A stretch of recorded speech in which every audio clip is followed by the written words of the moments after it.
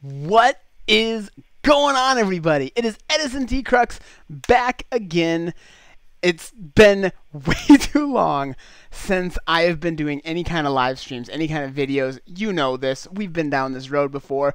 But the point is, tonight is an exciting night. So I'm crawling out from under the rock I've been hiding under to let you all know that the day that I've been wanting and excited about is finally here, and that is the celebration of Mothman's return finally coming out. And I thought we'll do this as a little pre-launch party.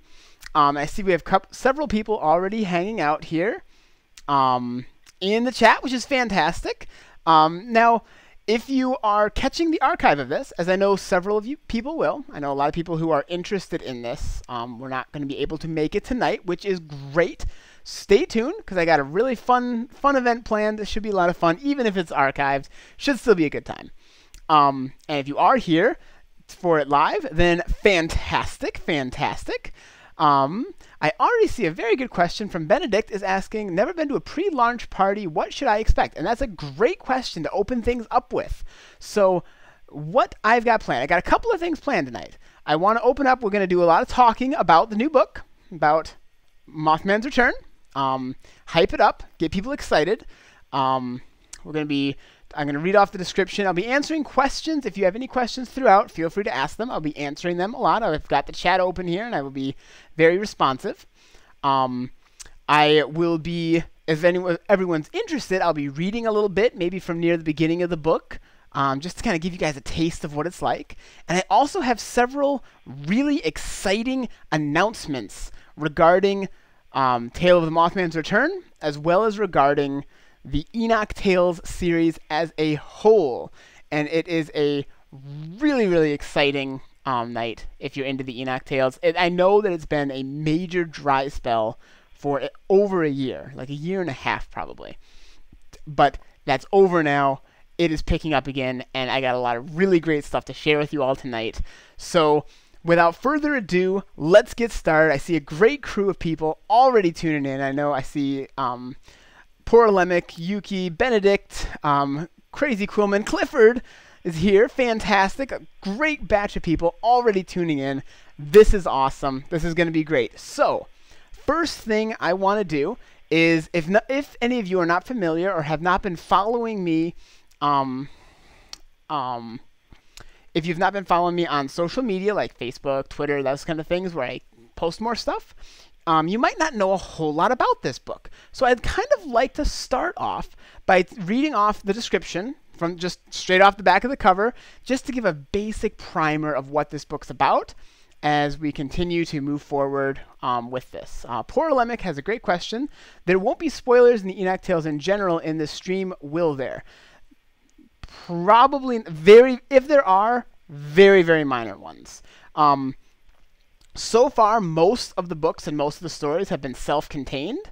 The way I like to relate what I've been doing with this series is think kind of like the original Avengers type thing, right? You had several solo movies developing different casts of characters, and then after they've all been developed on their own, it then ties everything together. So this, and so far all of the books, have been kind of those solo movies. We have not yet gotten to the Avengers one yet, but that is the next novel coming out next, is Tale of the American Immortals, and that will bring in the casts from all of these different books. So if there are spoilers, very, very minor ones. It will not be much in the way of spoiler territory. Banana8 asks, I've never read any of your books. Which should I start with? You can start with any of them, actually. They're all designed that you could start on any of them. This one actually is a great one to start with. I personally feel that this is the best book in the series yet. I'm really, really happy with the quality this book came out with.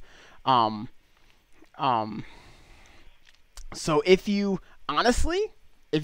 interested right now, I would say start with this. So without further ado, I'm going to go ahead and get reading the description here. Just take a moment, and then I've got some other exciting news. Sounds like a lot of you are really looking forward to, and I think you're going to be really excited. So, in 1967, the Silver Bridge collapsed under mysterious circumstances in Point Pleasant, West Virginia. 50 years later, it's all happening again. Unexplained lights flying overhead. The red-eyed shadow known as Mothman circles the town like a vulture. And a group of strange men with black suits and broad smiles stand at the outskirts of society, silencing anyone who asks too many questions. 16-year-old Tasha doesn't believe in any of this until she unwittingly becomes the guinea pig in a demented alien experiment. Now she must play a vital role in a war she knows nothing about to gain control of an ancient secret over the Ohio River. Who can you trust when there are monsters on every side? And that is the rough description of the upcoming book. Again, this is a big one. There's a ton more to it, obviously, but that is the crux of the story there. Banana8 says, can I buy them somewhere online? That actually brings me to the next point, and this is the next exciting bit of news. The book officially launches tomorrow, on Friday the 13th, but since we're having this launch party tonight, I decided to go ahead and make it available for sale tonight, right now. At this moment, you can pick up your copy of Tale of the Mothman's Return. There is where to purchase it. There's a link to enoctales.com in the description of this video, or the stream. You should be able to see a link there. All of the info, the descriptions of all of the books, purchase links, all the works are all on there. And that is where you can pick up your copy. Hey, it's MLP Shadow Knight. What's up? Glad you could join us. So it sounds like a lot of you folks think that sounds really interesting. Quillman's already got chills. That's fantastic. That's really good. I get chills reading that too. Now, the next big bit of news that I really want to talk to you guys about, that I think is going to be really exciting, is I am doing something very unorthodox for this book and now moving forward with this series. And I realized something a while back. The best way to get the word out there about books is word of mouth marketing, right? The way I hear about my favorite books generally is someone I know recommends one to me. And I feel like that's how a lot of people get into this series. They hear about it, they really want to get started. Only a handful of them, though, are going to put down the money to buy it. I know me personally, I hate spending money on books. Little secret, I love reading. I hate spending money on books. I either am borrowing books or getting them on crazy deals somewhere, or I go to the library. I get a lot of books in the library. But I really don't like spending money on books to try them out. And I know that that is a barrier for a lot of people. So, I am now making the PDF ebook of any of the Enoc Tales books. Wisconsin Werewolf, Twin City Vampires, Jevadon Beast, Hawaiian Night Marchers, and Mothman's Return.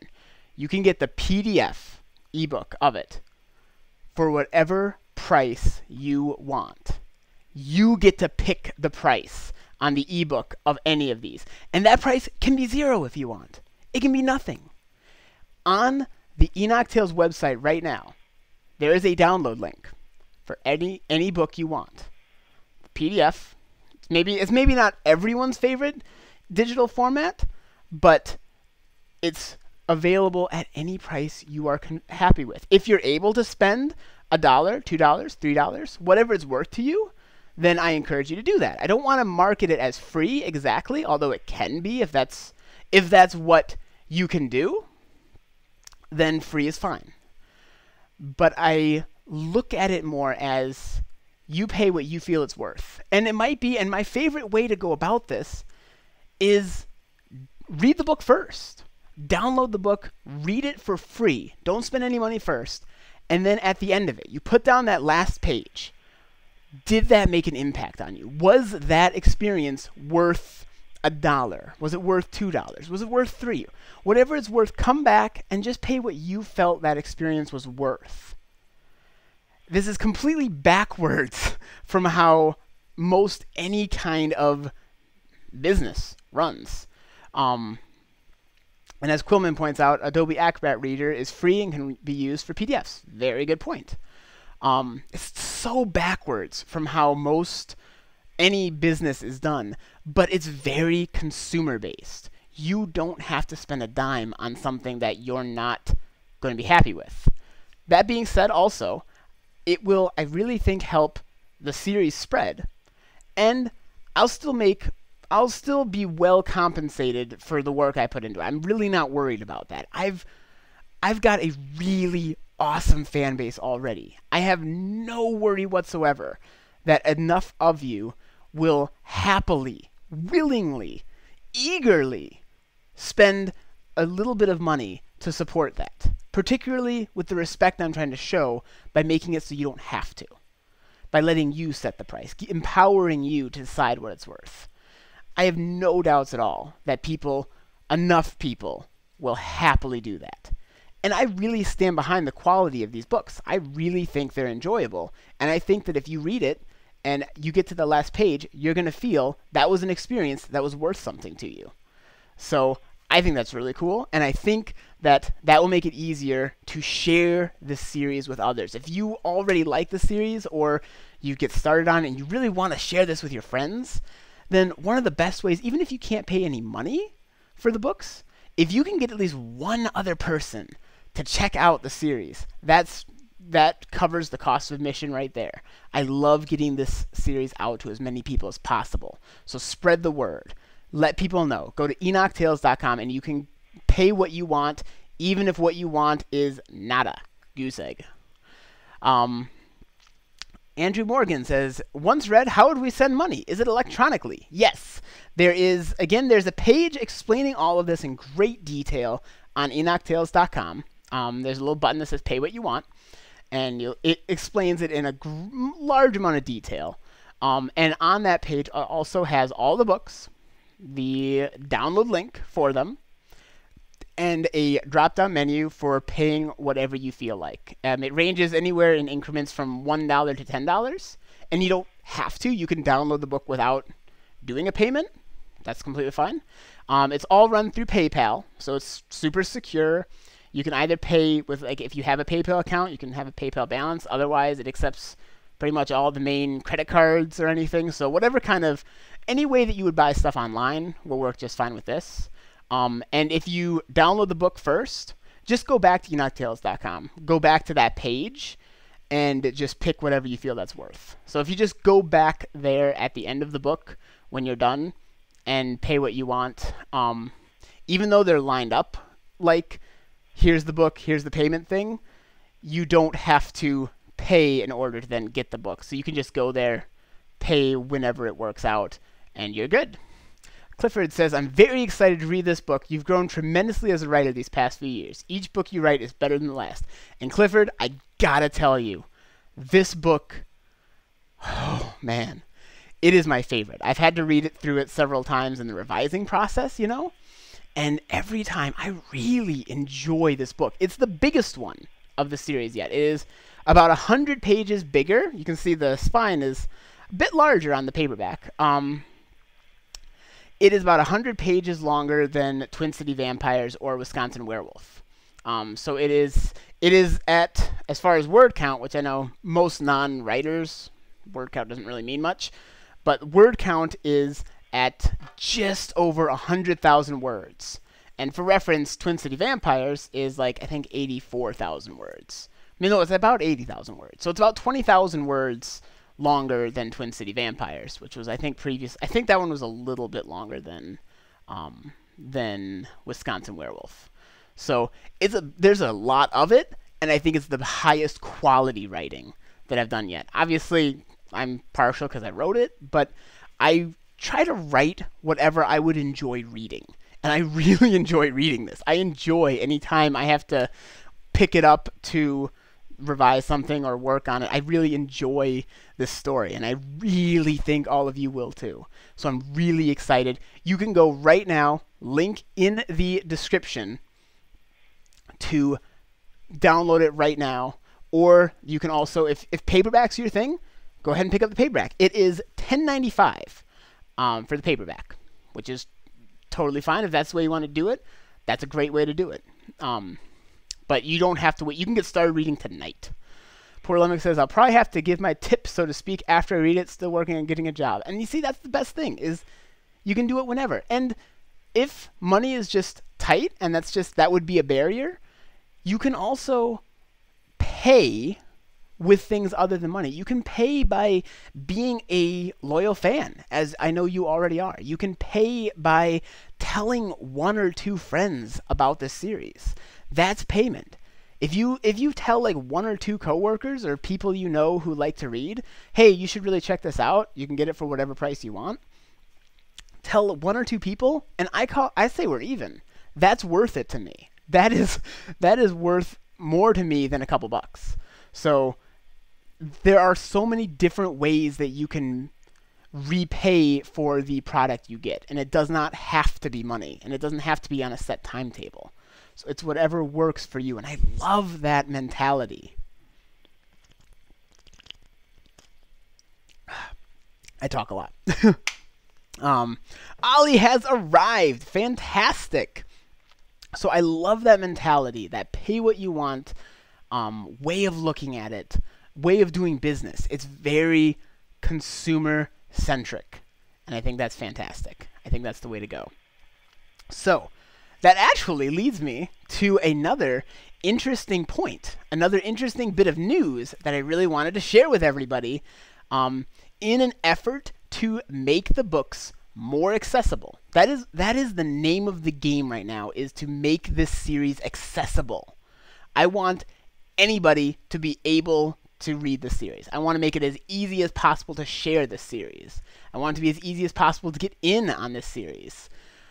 So to do that, I looked at how I was distributing books, and I realized that the reason the prices of the books, because Wisconsin Werewolf and Twin City Vampires are $15 for the paperback. That's kind of tough to manage. I wouldn't spend $15 on a paperback book. I'm sorry, that's reality. But due to the way that I have to distribute these books, I'm a very much an indie publisher, an indie writer. By having it available, technically, that major bookstores could order it, it had to jack up my prices for everyone. And honestly, no bookstore has. And that's not where I get my business from. People buy it on Amazon, or they buy it directly through me. Amazon's mainly the place where people are going to buy it, right? Although it is great if you buy it straight from EnocTales.com. That's a little bit nicer on me, but either way works. So by removing that, by no longer having the option that a Barnes & Noble could order it, which I've never actually seen them do that, for this stage in things. In the future, it'd be great to do that. But for this stage in things, I removed that option, and I was able to lower the prices on every single Enoc Tales book paperback book. I said that backwards. So all of the paperbacks are at a lower price point than they were before by doing that. Which means the new prices, if you want to pick up a paperback of any of these, is Tale of the Wisconsin Werewolf and Twin City Vampires. The 2 novels are both $9.95, so $10 US dollars. Tale of the Gévaudan Beast and Tale of the Hawaiian Night Marchers, the novellas, the shorter ones, are $4.95, so $5. And Tale of the Mothman's Return, which is a bit bulkier, cost of printing it is higher, is $10.95. So $11. So all of those are cheaper than I had to do before. And I think that's going to make it a lot easier to pick those up if that's something that you want to do, if you prefer to have the paperback. And I think paperbacks are really nice. I like reading digital and I like reading paper. Depends on my mood, depends on the circumstance. It's nice to have both options though. And if you like both options, you can pick up the paperback and still get the digital free. Also, now the pay what you want is only on the PDF version. And as I mentioned briefly, not everyone likes PDF. Personally, for fiction books, I would rather read on a Kindle, which is great.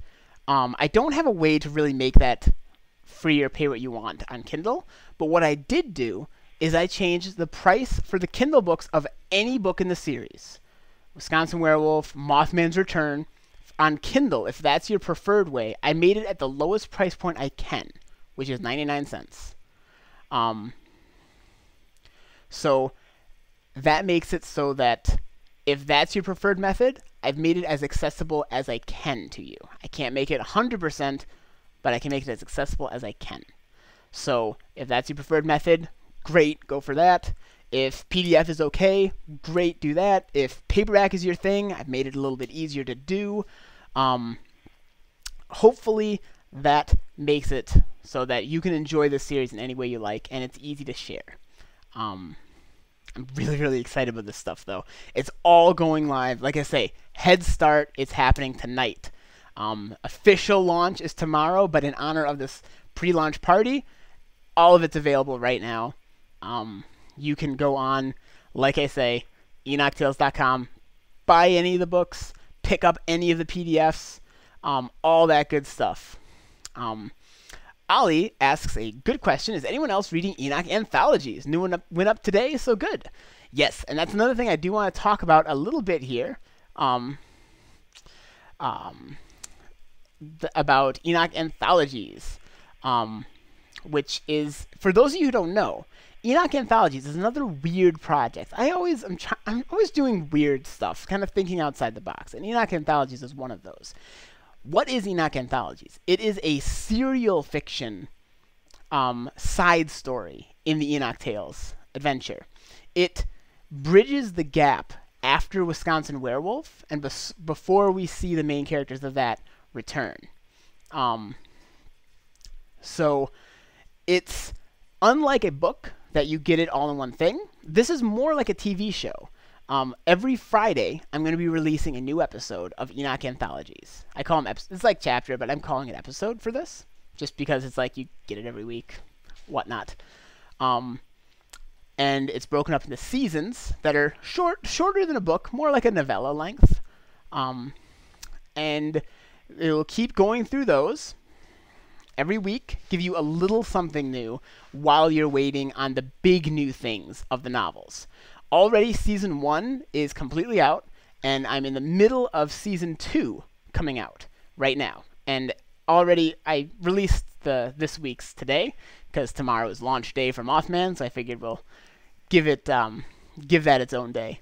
But I'm on schedule for that. I am in the middle of writing season 3 right now, and it's full steam ahead. Season 1 of Enoc Anthologies, all right, real talk, I kind of am not a big fan of Enoc Anthology Season 1. It was kind of a slow start. I was experimenting with a lot of stuff in how I distributed that and actually having fan input as it went. It was a good idea, didn't execute the best, but from Season 2 on, it's really hit its stride. So I highly recommend checking that out. Again, all available for free, all on the Enoc Tales website, and new ones coming out every week.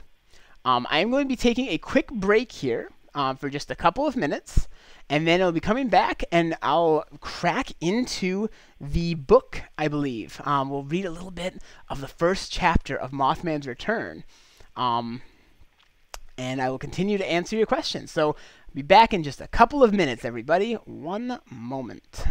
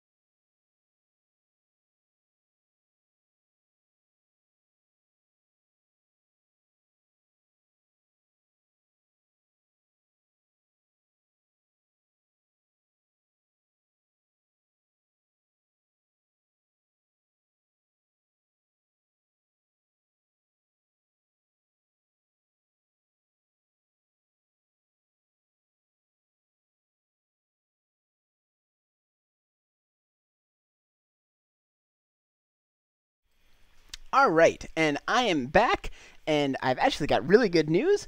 I want to give a shout out to Quillman, was the first person to pick his own price of an actual dollar amount. I'm sure some of you may have already picked it up and will pay in your own way. Quillman is the first one to pick his own price for picking up one of the ebooks. So thank you, Quillman. That is highly appreciated. And a great example to set for everybody else. So it looks like there's a ton of comments that I have passed up on, which is awesome. Roy says, story time. Getting my blanket. Fantastic. Fantastic. Ali saying last time she was at a pre-launch party was when she started reading them, which is awesome. That is really cool. Now she's all hyped. She has everything available and is stoked now.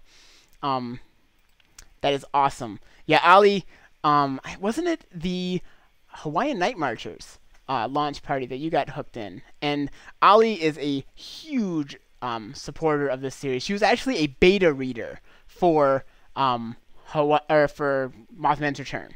So she was one of a very small group of fans who helped me proofread it. I sent her out parts of it, as well as a handful of other people, to help give me some input as I was writing it, help fine-tune it. And honestly, this book is better because of her. So very cool. And she's the only one who ever figured out those little puzzles I put at the end of them, which is pretty cool. Poor Lemon says, I started Wisconsin Werewolf, but college hit me kind of hard. Yeah, that happens. That happens. So without further ado, shall we crack into this? Now, it starts with a prologue, which is an interesting one, but I kind of, if everyone's all right with it, I would kind of like to open up with chapter 1. I feel like that is a, he's calling me a flatterer. I feel like that's a really good part. It really dives into the fun, and since speaking a book always takes longer than reading a book, and that there's more limited time, and limited attention spans, I thought that diving into chapter 1 would be a great way to just get into the action. We probably won't do the whole chapter in one go. I'll probably read a bit, pause, talk with all of you, answer any questions that come up, etc., etc. So, this takes place in Point Pleasant, West Virginia.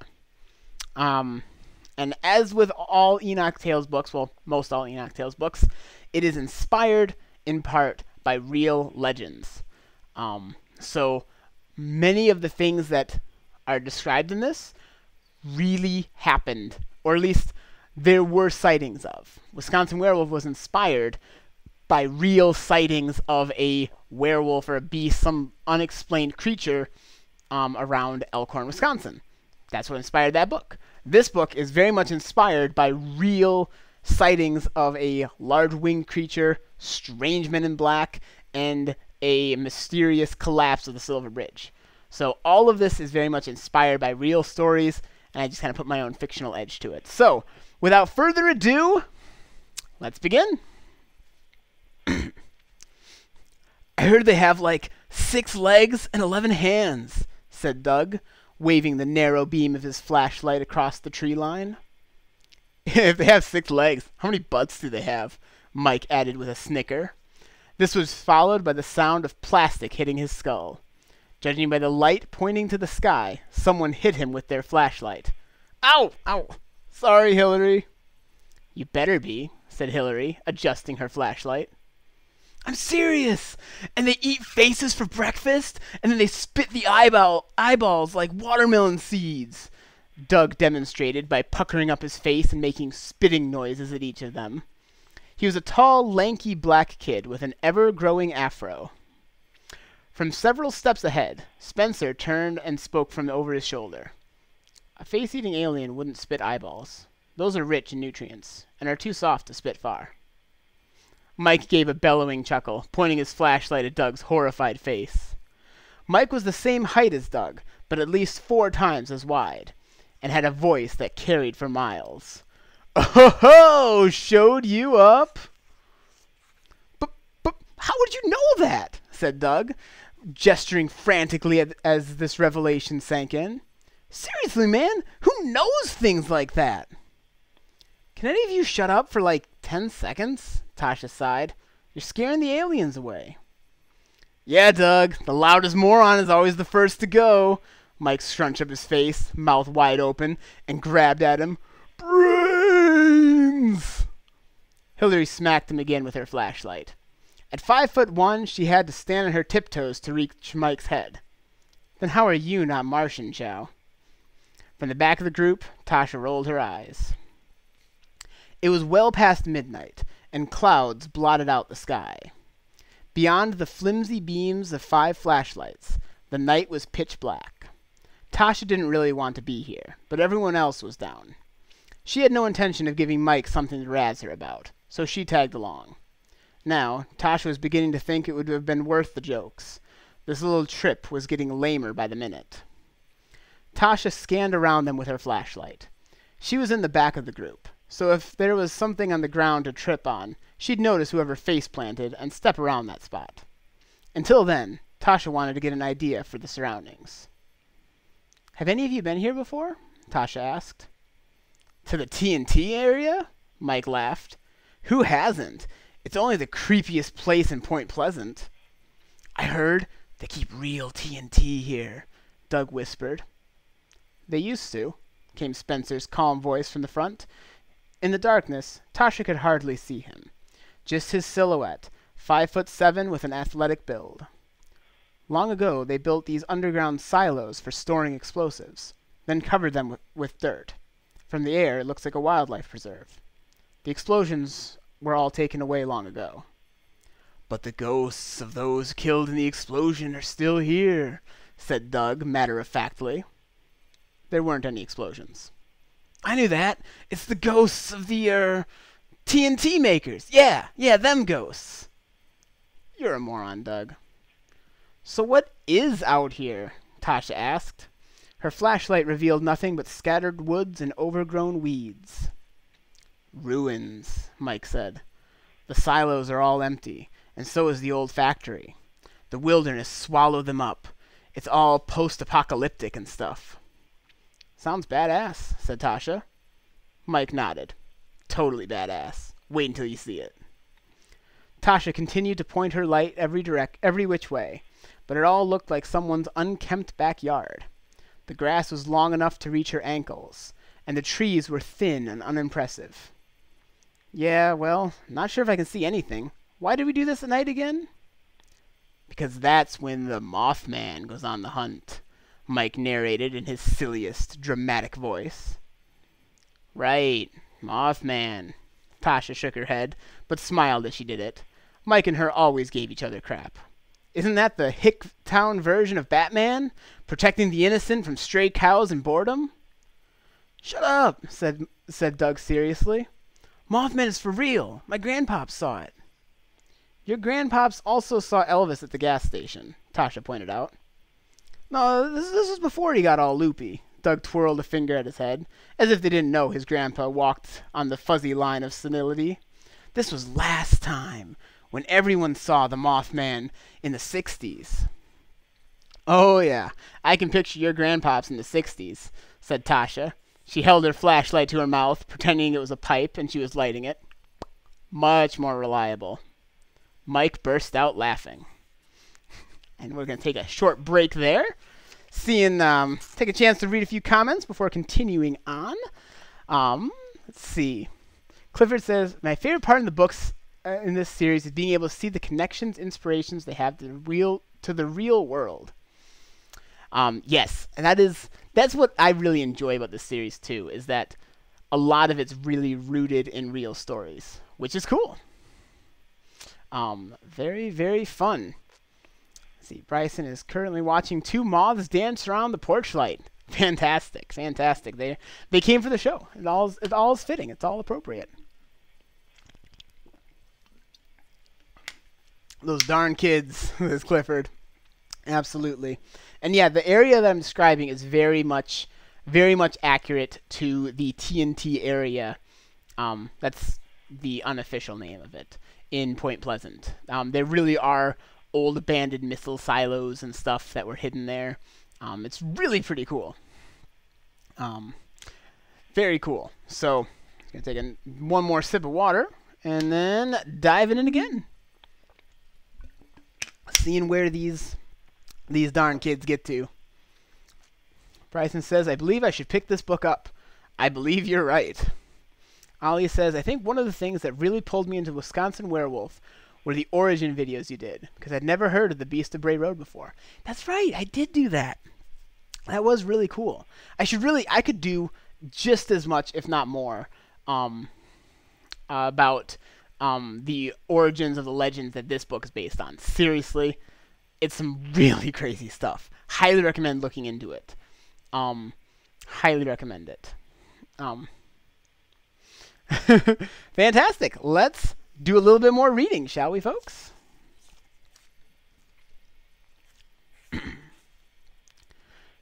You can decide for yourself, Spencer called from the front. We're here. Everyone rushed next to Spencer, 5 beams of light crisscrossing on the sight ahead. It was an unnatural dome in the earth, like one of those native burial mounds. Tasha would have guessed that's what it was, if it wasn't for the metal door that cut into the side of the mountain like a futuristic hobbit hole. That's a silo, huh? Tasha whispered. Creepy. They stood shoulder to shoulder, silently watching it. So, is it open or what? Hillary asked. There was a hint of impatience in her voice. Nah, they keep him locked up, said Mike. Hillary elbowed him in the ribs. Then what did we come out here for?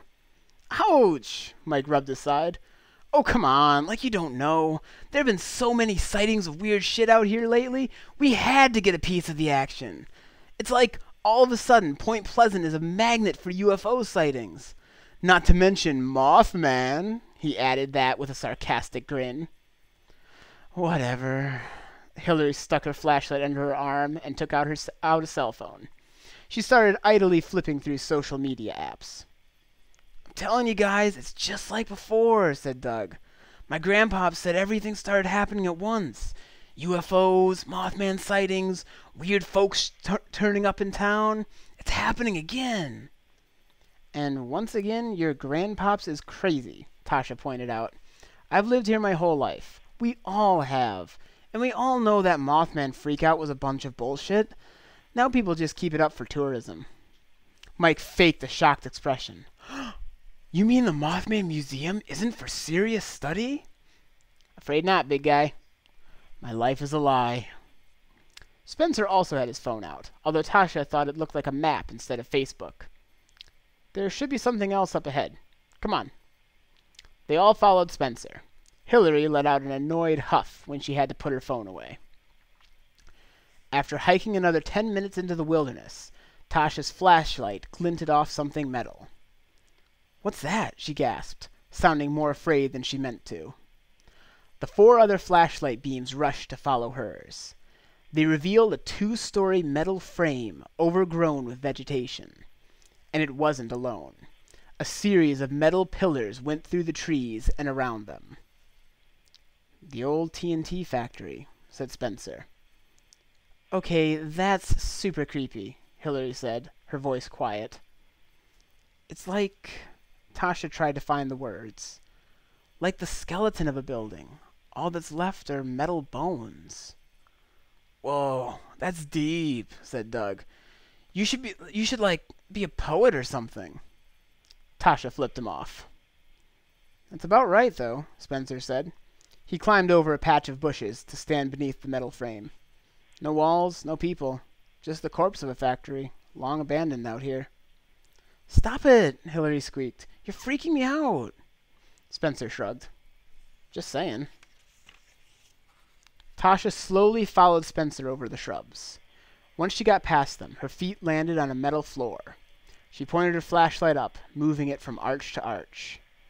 The rest of the crew followed. Doug's foot caught on the bush, and he nearly fell over as he got inside the old factory. Straightening out, he said, Whoa! This place is totally haunted! I can hear the ghosts chattering now!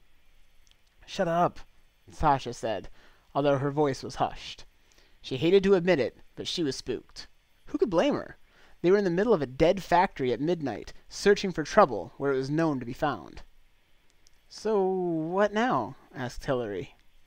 Mike walked around, tapping on the metal frame. Now we wait and watch. It's stakeout time. Sounds boring, Hillary huffed. She took out her phone and leaned against the pillar.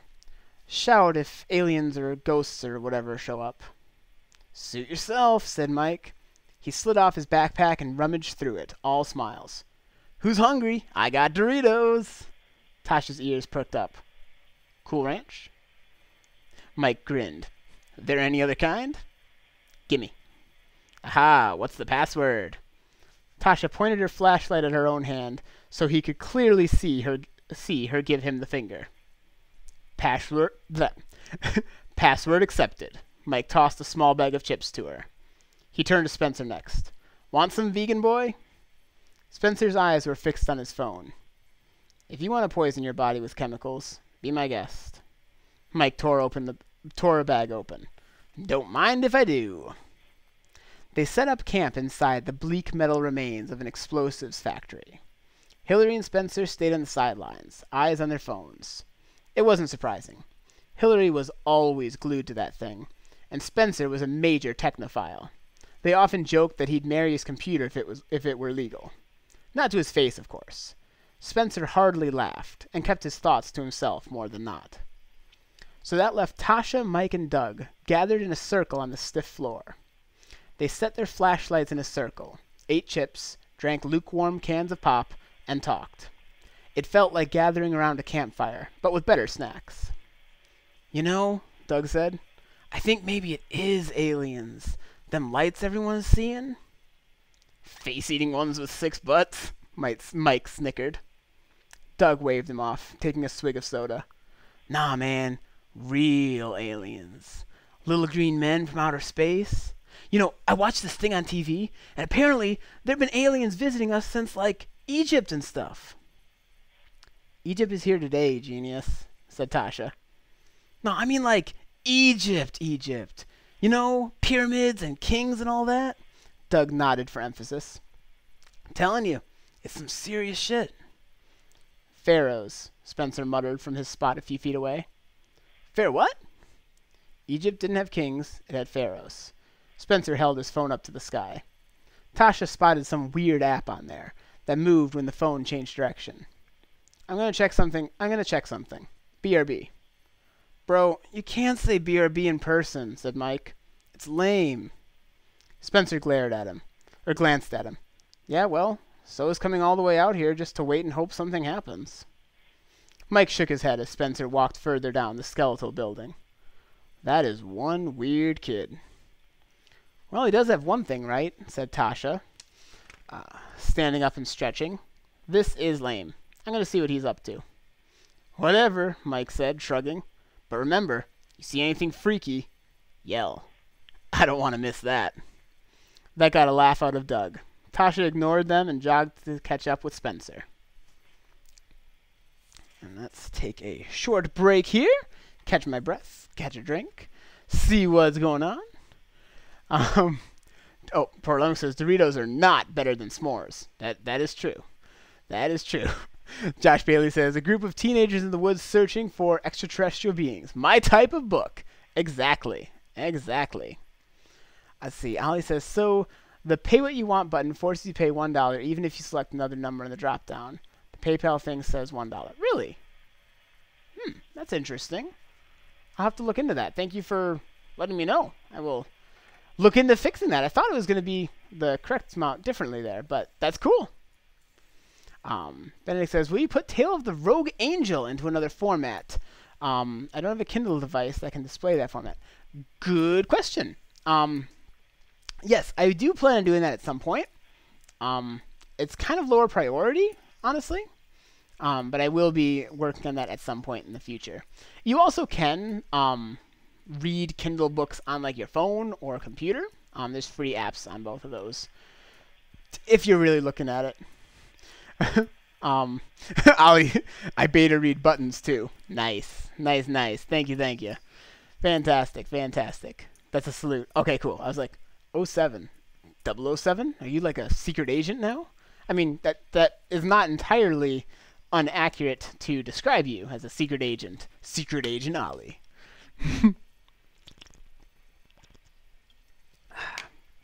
Fantastic. All right. Let's dive in and wrap up this chapter here. Just a little bit more to go.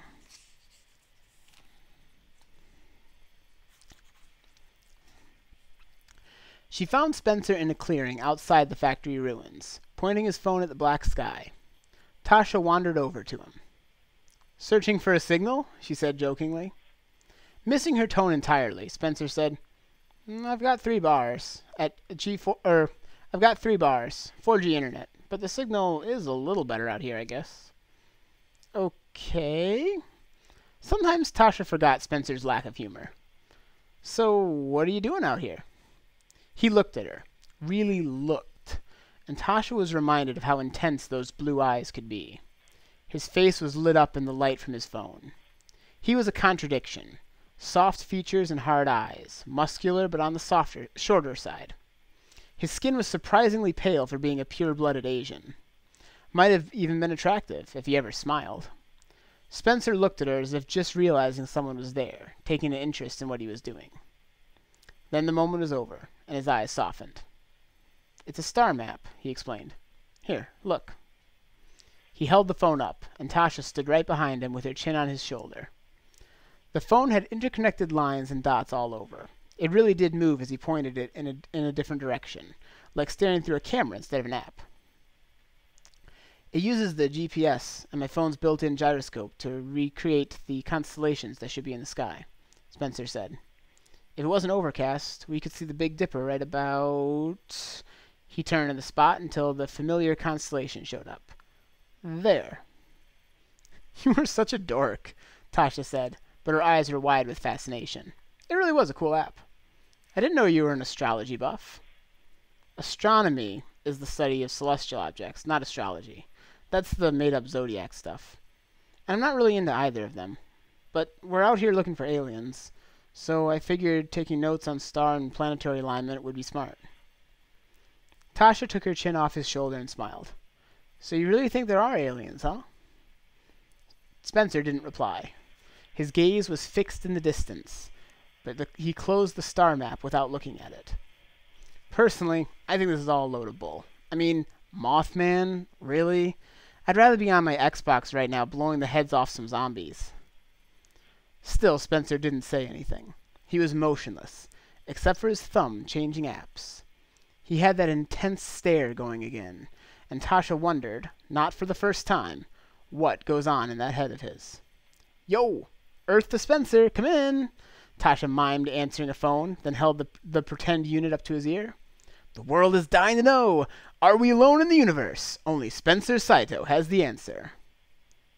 "I think..." Spencer spoke slowly, holding his phone up again. Looked like he had the camera up. "That's a UFO."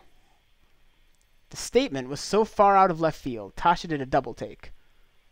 What?" she asked. She followed his gaze across the horizon. There it was. Tasha couldn't believe her eyes. It couldn't be what it looked like, because what it looked like was impossible. A series of 3 lights moved soundlessly over the treetops. At first, Tasha thought they were all white, but they actually changed between white, green, blue, and yellow. It was 100 feet? More? Less? Hell, Tasha was terrible at judging distance. It wasn't very far, though, and it was getting closer. "What the hell?" Tasha muttered. "Shh," said Spencer. At first, Tasha thought they were 3 separate lights, but the longer she stared at them and how they moved, the more she thought they were all attached to a single object. Tasha grabbed Spencer's arm and squeezed tight. Whatever it was almost above them now. "What do we do?" Tasha whispered. She could hardly hear her own words over the drumming of her heart. Spencer, talkative as ever, said nothing. Instead, he kept his camera fixed on the object as it glided right above them. If it was one object, it was as large as a small house. Then a 4th light appeared in the center of the other 3. It was directly above them. Tasha held up a hand to shield her eyes. This light was impossibly bright, causing her to wince as if struck by it. The bright light flashed in rapid succession. It pulsed in a rhythm of 3 flashes, followed by a few seconds of darkness. Flash, flash, flash. Flash, flash, flash. Tasha was overcome by dizziness, and within moments the world was a blur. And that is the end of Chapter 1 of Tale of the Mothman's Return. So a good stopping point for the moment. Super secret agent. Agent of super secrets. That is true. Poor Lemmy says, 07 sounds like playing bingo, except usually the O numbers are bigger. Nice. Josh says, what age are these recommended for? I'd say teens, probably. They can get pretty intense for too young, but like, and again, I don't like giving exact ages because personally I think what's perfectly appropriate for one, let's say 13-year-old might be not appropriate for another 13-year-old. So it's more, I try to just kind of give a general idea of it. But I would probably say teens, particularly this one and like Twin City can get a little bit intense.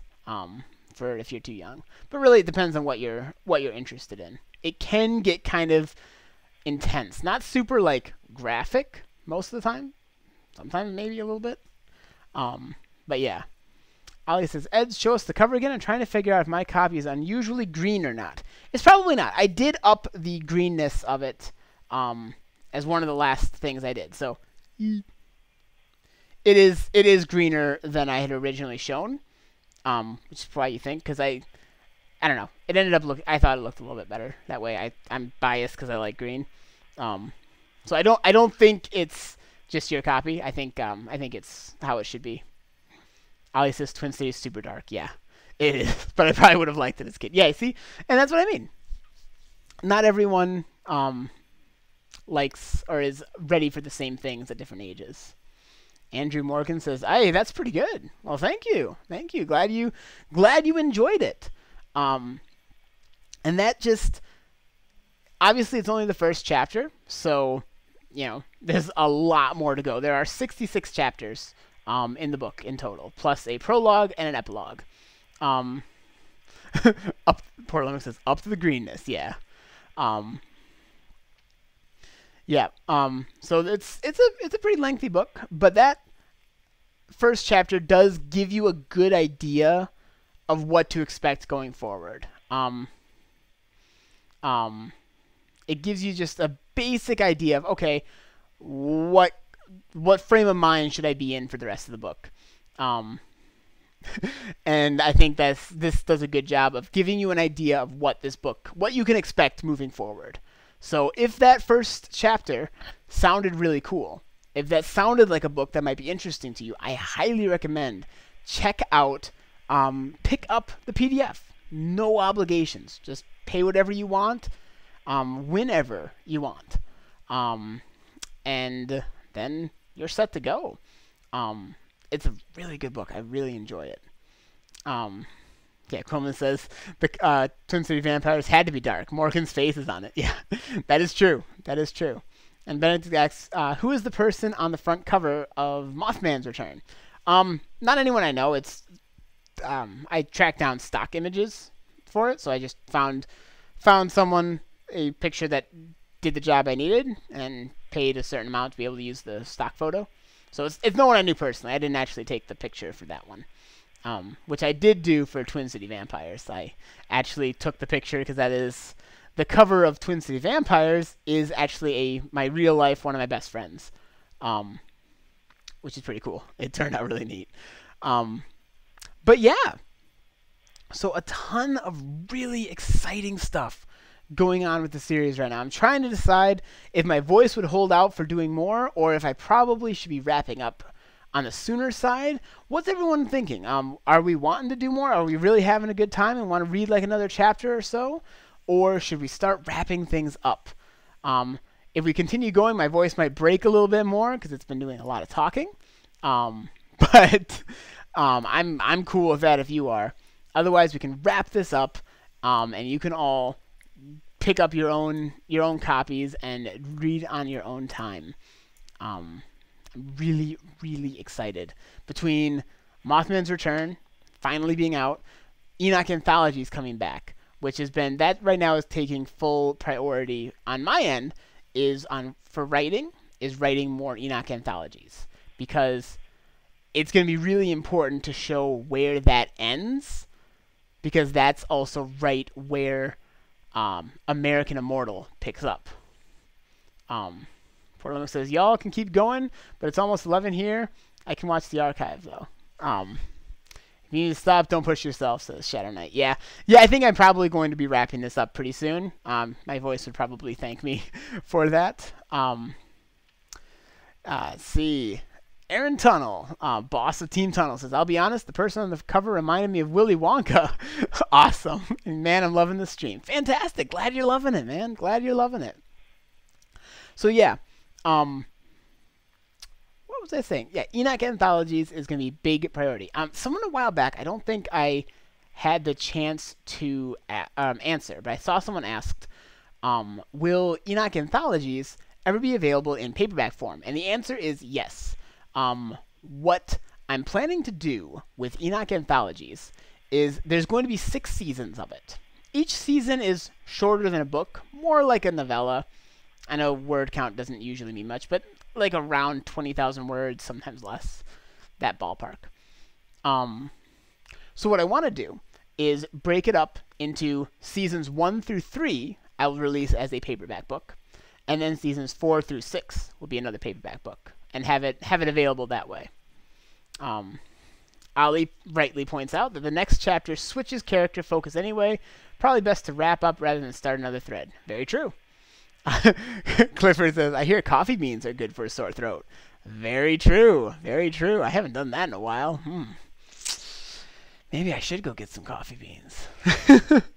I actually had a really, really big iced coffee today in preparation for tonight, so I would be wide awake to do this. Woo! Clearly my throat is starting to give out on me a little. Fantastic, but yes, Enoc Anthology is going to be really good. And that is still just the primer for Tale of the American Immortal. The next novel I'll be working on, once Enoc Anthologies is wrapped up, is going to be epic. It will pick up the characters from Wisconsin Werewolf, from Hawaiian Night Marchers, from Twin City Vampires, and from Mothman's Return. And it will pull them all together, and finally all those different threads that I've been planting for years and years and years can start to tie together, and it's really going to be cool. Roy says, does Edison need more caffeine? I am caffeine, Roy. I am caffeine. Fantastic. Well, everyone, I think it is becoming clear. I think it is becoming clear that it is a good time for me to wrap this up. Thank you all so much for joining me for this stream. This was a lot of fun. I had no idea what kind of turnout I'd get for this. It's Thursday night, right? Not really exactly prime time for stuff. So I had no idea what kind of turnout we'd be looking at. But I'm really glad to see such a great turnout. So many people showing up. All this enthusiasm, all this excitement. It's really exciting. Really, really glad to see just the excitement. This is, I think, in many ways a revitalizing period for the Enoc Tales. Everything in the series is more accessible than ever, and new things are coming out now. Now something new every week, and new thing. I mean, this is it. It's game on. Game on. I'm really excited to keep pumping out new material. I might not be able to do as much in the way of videos, like, Let's Play stuff. I want to. I enjoy it, but life right now is probably not going to allow much of that. But writing is something I can do. So that I'm really excited about, and I will continue to do. Benedict says, will there be another book after American Immortal? Oh, yeah. Oh, yeah. No, yeah. No, there, yeah. I keep pushing forward the amount of books I expect to have in the series. Originally, it was going to be, I think, 6 novels, and who knows how many like side things. I think that's still what I'm going with. Maybe 5. Maybe 5. Is it 5? I think it's 5. I don't know. There will be more. American Immortal is not the last book in the series. Fantastic. Yes, and Quillman's jumping back into making videos regularly, and that's good news. That's very good news. All right. I hope you all have a great night. Happy reading. I hope you all enjoy this book. I really enjoyed putting it together for you and getting this launch ready so that everyone is able to enjoy it. I had a ton of fun setting it up and getting a really good book set up for everybody. So I look forward to continuing to hang out with you all over the course of the next weeks, months, and years. And until our next little event here, catch you later, everybody.